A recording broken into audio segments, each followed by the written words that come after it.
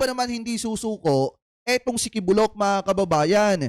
Eto mismong abogado nitong si Kibuloc na si Atty. Torion ay nakikiusap na, mga kababayan, sa pamilya ni General Torre, sa asawa at anak ni General Torre, na pagsabihan etong si General Torre daw, mga kababayan.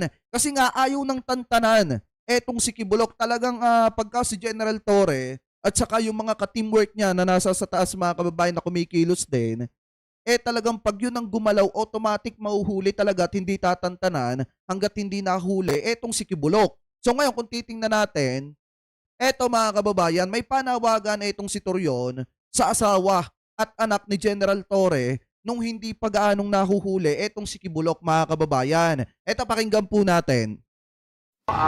Sa misis po ni General Torre at saka sa mga anak niya, baka pwede po pagsabihan na medyo marami na po masyadong naantala